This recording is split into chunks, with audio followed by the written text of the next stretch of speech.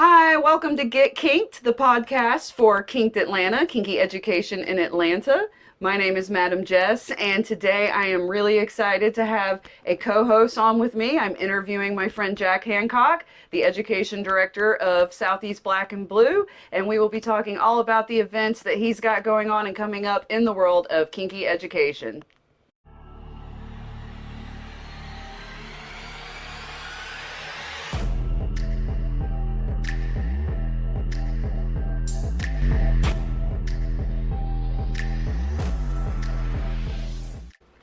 Hi, everybody. I am here today with my friend Jack Handcock, and he is joining us today to talk about a lot of his adventures in kink education. So, real quick, a few of the highlights for Jack.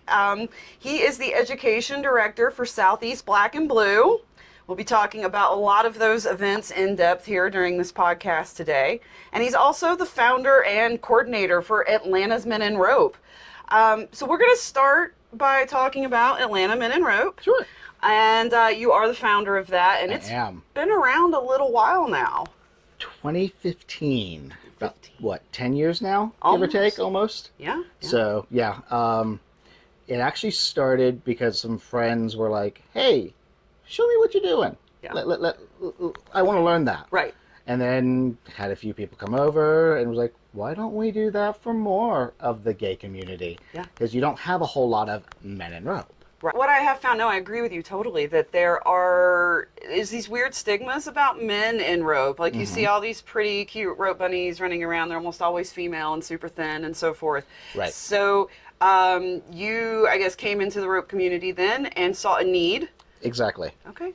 So there was the need, and also gay community, straight, pan, poly, amorphous, larger community. Right.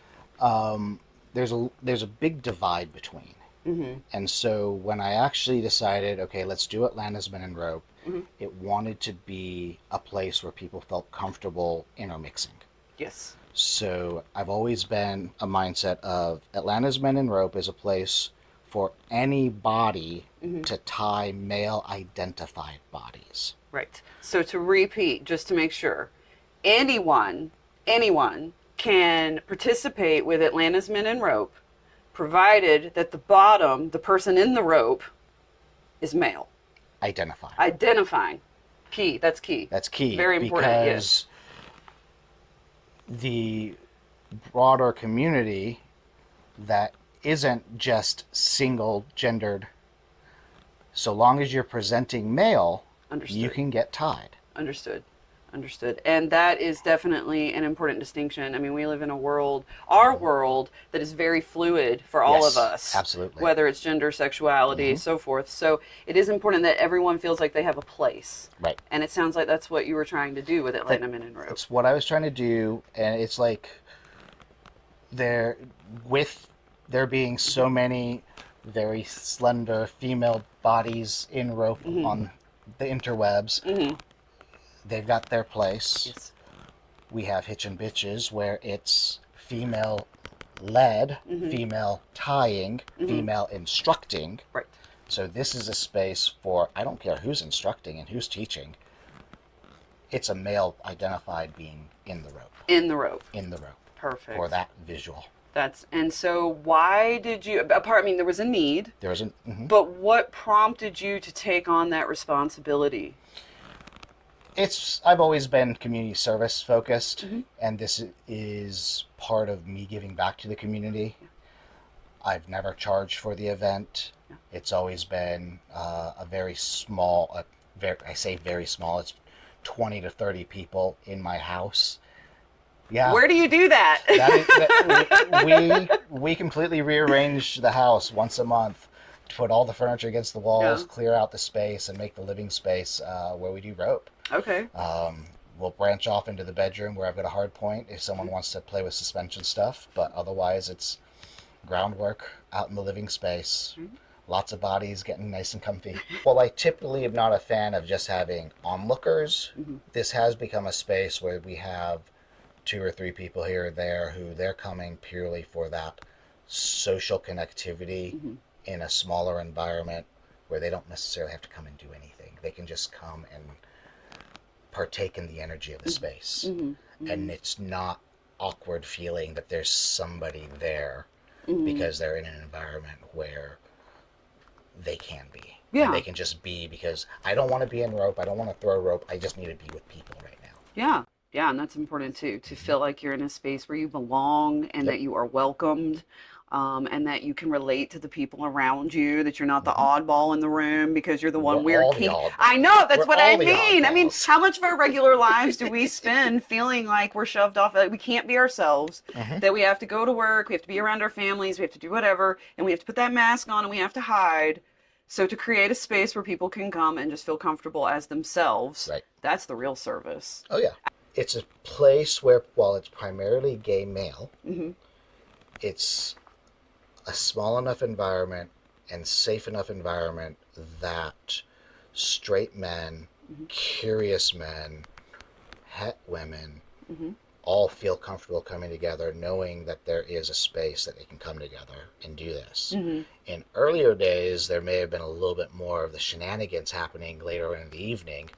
That's evolved. That's actually evolved. There's some, but nowhere near as much, but it's still that comfortable space that people realize that they can if they want to, and that the people around them are going to be respectful of the space and them doing said shenanigans. Correct. So. Right. That's a very important also. So when you do your Atlanta's Men in Rope events, they are, you said, once a month? Once a month. Uh-huh. First Friday of the month. First Friday. Hosted here at my home. Not here in this dungeon. It's Yeah. way too small. But here at my home. Okay. The invite gets posted on Facebook. It gets posted on Telegram. It gets posted on FetLife. Okay. It goes out through Eventbrite. Okay. That is the official registration, because it's limited to 20 people to register, which I've got a few other people that are regulars, so hence the 20 people to register. Just say you're going on FetLife doesn't guarantee you a spot. Correct. You have to be vetted. I have to know who it is that I'm letting into my home. I used to post the event almost a month out, and there was so much attrition that I was having to guess how many of the 20 people registered weren't actually showing up. Yeah. That's a big problem for events in general, particularly on FetLife, and I'm talking to you guys directly. For those of us who do coordinate events, and we want you guys to have the best experience possible, which means we need to know who's showing up ahead of time. And I know we all have commitment issues around here, okay? I understand. I really, truly do. But it does help us create better events for you guys, from one event coordinator to another. Oh, yeah. It really does help us give you guys a better experience. It helps us find quality presenters to teach you. It helps us make you comfortable and feel good. I've gotten to the point with Atlanta's Men in Rope that while I'm advertising saying, yes, this is happening every single month, the official invite doesn't go out until the week of. Yeah. It goes out Sunday or Monday, week of the event, and it fills up in less than 24 hours. Right.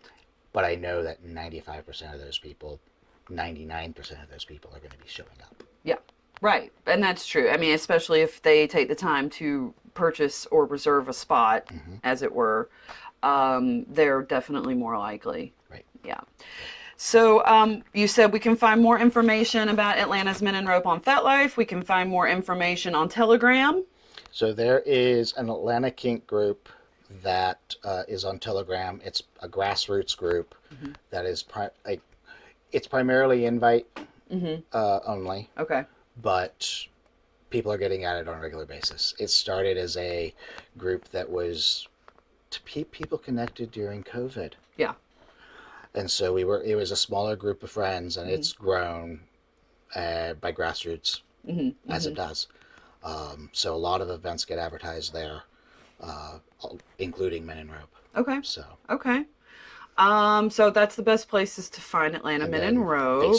Facebook. You have an Atlanta Men in Rope Facebook page? So Atlanta's Men in Rope. Okay. On Facebook. There's a Atlanta's Men in Rope FetLife group. And all that information is propagated through Jack Handcock on both locations. Great. Perfect. That's what I need to know. Now, as Atlanta's Men in Rope has grown, you guys have afforded the opportunity to collaborate with other groups. Mm-hmm. And you have alluded a little bit to Hitchin' Bitches already, for one, as an example. So part of that collaboration for you, because you've also alluded to how you like to bring different groups together and how you enjoy making safe places for people to mingle. Right. And we try to cross-promote against different, we'll say, genres of kink, right? So one of those endeavors has been Getting Naughty at the Atlanta Eagle. Can you tell us a little bit about that one?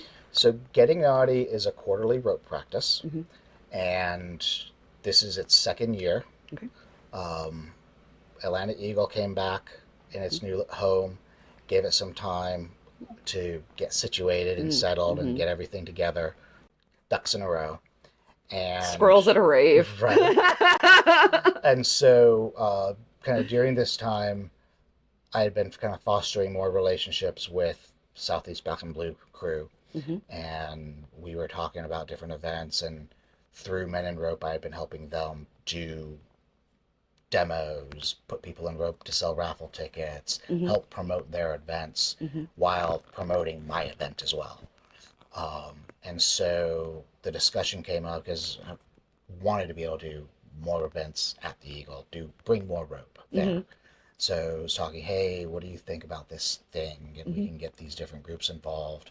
And by having it a quarterly event, it's not as taxing for all of the groups participating, unlike the monthly event, which is always happening. Right.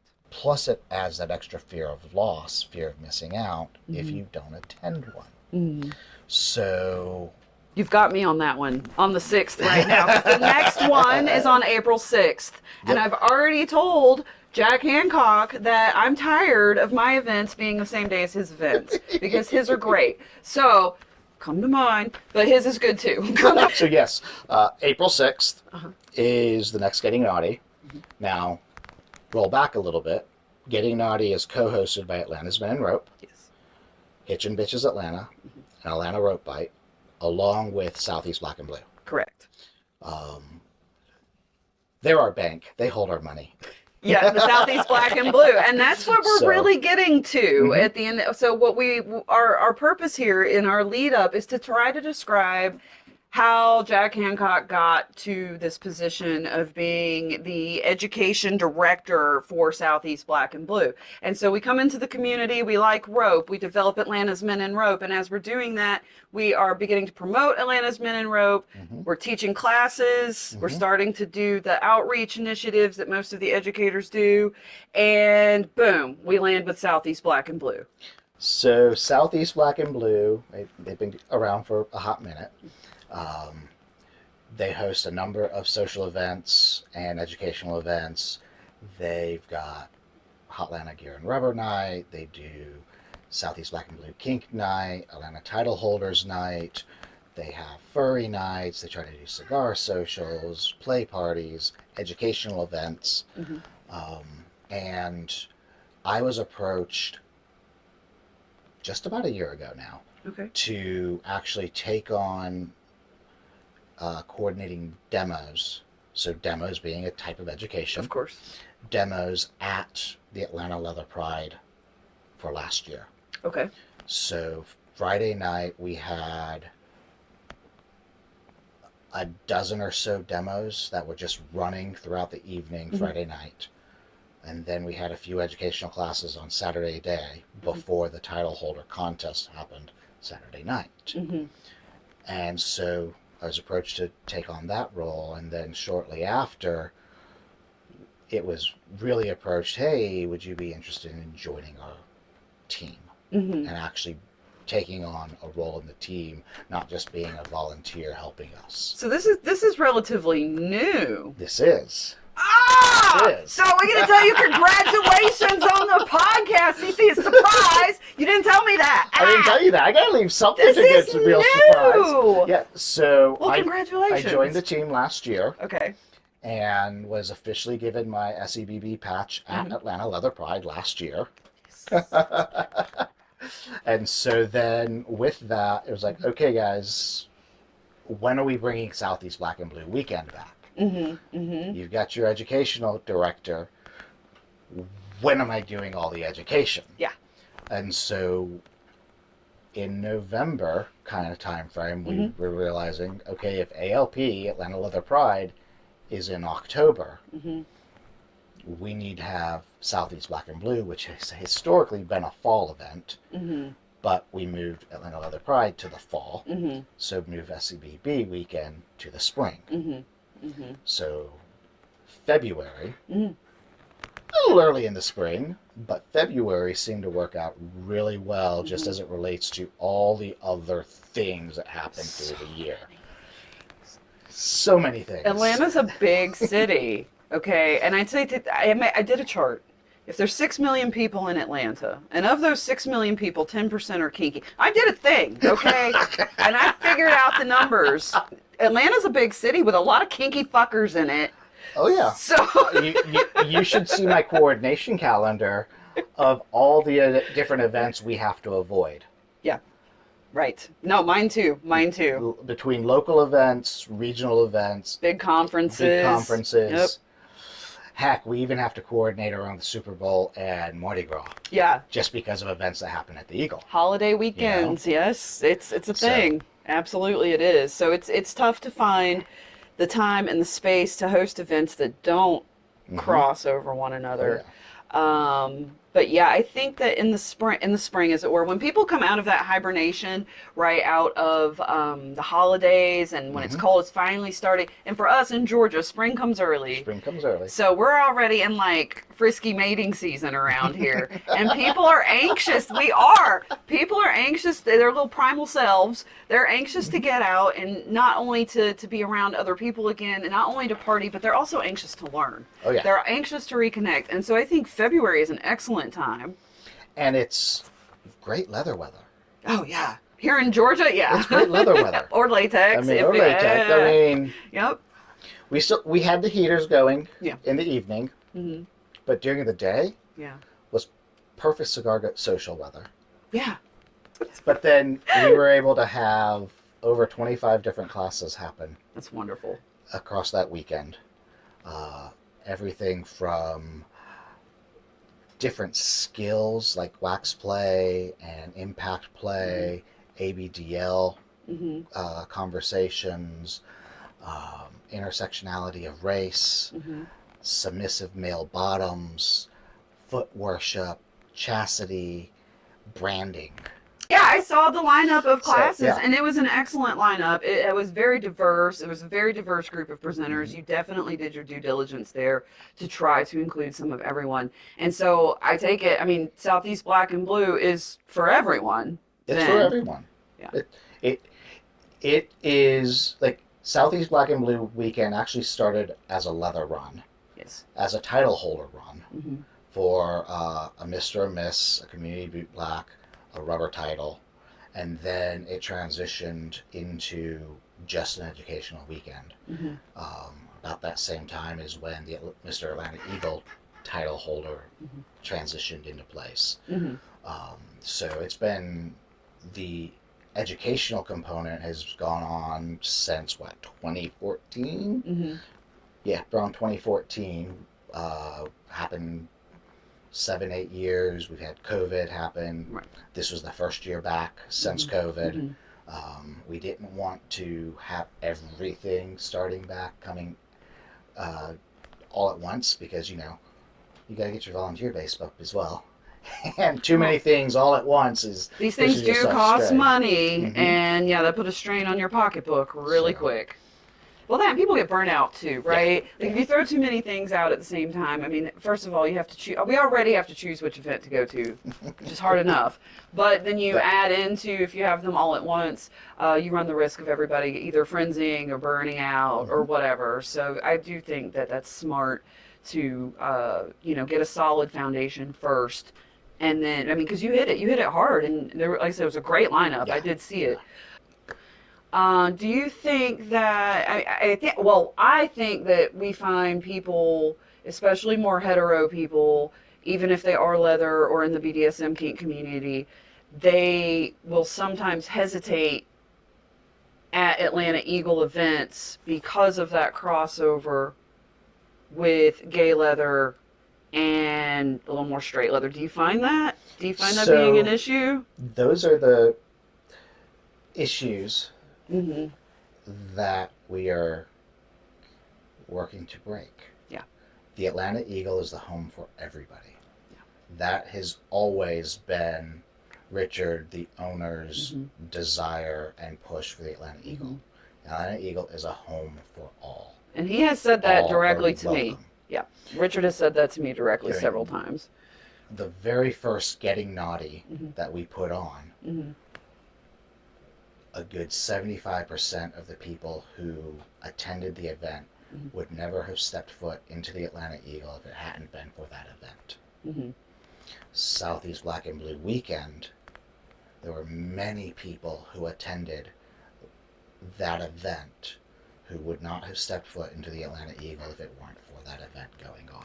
Mm-hmm. So, Well, and I only ask that because, there is, I personally find it very sad when I find these rifts, whether it be in the gay community or it be in the kink community or it be, because at the end of the day, even with the swinger community, at the end of the day, we are all part of the same bigger whole, right? so you raise a good point.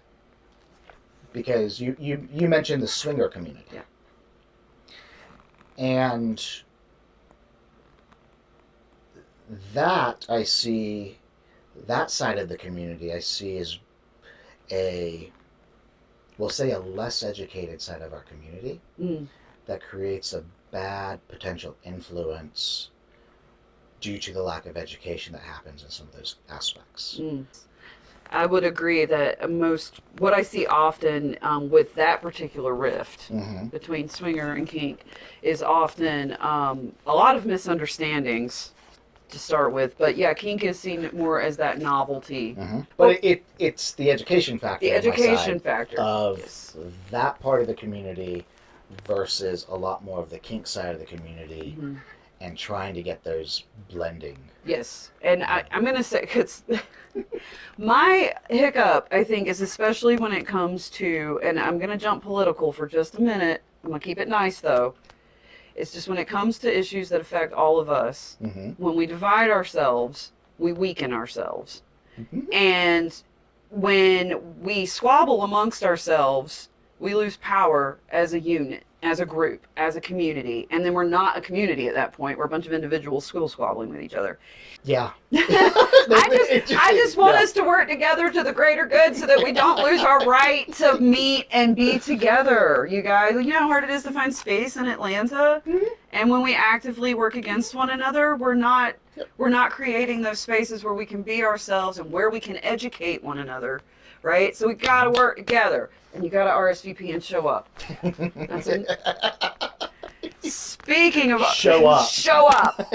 Speaking of showing up, so Southeast Black and Blue now has always had to some degree, but has BDSM workshops that are happening every other month. Do you want to talk about those a little bit? So, little backstory. Back at the Old Eagle, there was a BDSM 101 workshop happening as a collaboration between Southeast Black and Blue and Onyx Southeast. And that was a monthly Wednesday night educational night.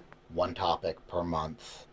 It was 60-90 minute class of varying styles depending on the subject.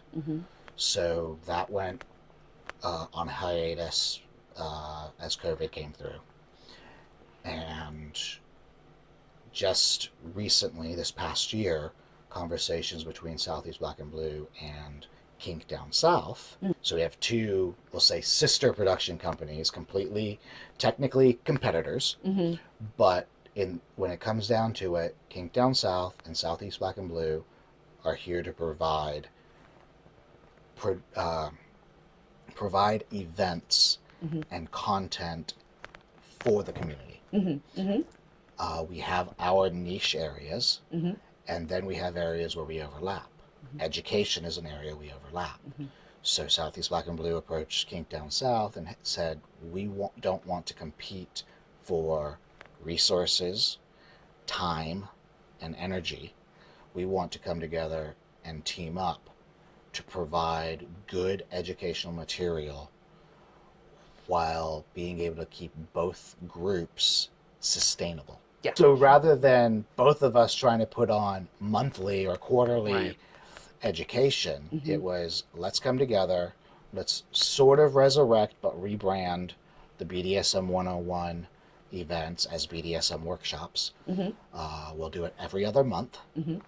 You get that fear of loss, because if it's every month, it's like, oh, I'll just go next month. I'll just go next month. Then it's 6 months down the road and you haven't gone to one. Right. So every other month. The first one is actually this Tuesday, the third Tuesday of the month. Third Tuesday of the month. It happens from 8 to 10 at the Atlanta Eagle. And this month is Spellbound, a hypnosis class. I saw that. Host and our presenter will be Michael Nolan, the Sentimental Dom. Okay. So our intent with these classes is it'll be a wide range of subjects, from very introductory material to slightly more advanced material, based on the community need and want. You know, we'll have things from hypnosis. We'll do like, hi, big rope guy. Yes. We do lots of patterns, lots of classes, but we don't necessarily do a large amount of the really, really basic introductory. Here's a class on the supplies. Here's a class on the safety, and.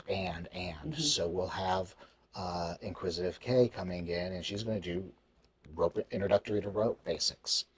What supplies do you need? We'll talk to you about the nervous system, all the safety kind of factors, and then we might maybe get into some single column ties at most. But it's really to give you that base subject that a lot of times will talk to you one-on-one about, oh, here's rope I use, here's places to get things, here's the safety shears. Because we're focusing on the patterns in a lot of these other classes. Right, and you're talking about giving people the foundation before they even show up to a class. Exactly. Right. So that'll be what that class is. Right. And then let's go quasi left field and get some formal tea service in. Yeah. We're intentionally trying to pull from, just like we did at Southeast Black and Blue weekend, a wide array of instructor resources and subject matter. Because, well, yes, we need to be able to teach flogging, and that's going to be coming up soon. We need to be able to teach electro, and all the other day-to-days. We want to keep it fresh. And how do you keep it fresh except by going into more of the broader spectrum, more niche subject matters? Because where else will you find that? Exactly. I mean, that's a lot of the same thing that I try to do is to find, I mean, we did one on splashing last year, for example. Nice. You know, like, I've had people, what is splashing? Right, and we Right. won't get off on that either, Right. but Yeah. it's just people don't, I mean, there's so many kinks and so many variations and so just, I mean, if you can think it, it exists. And how do you find out more when it's such a niche subject? Right. So Tuesday the 19th is the first of the BDSM workshops that are going to be sponsored and hosted as a collaboration between Kink Down South and Southeast Black and Blue at the Atlanta Eagle. So you told me that Southeast Black and Blue started as a leather title.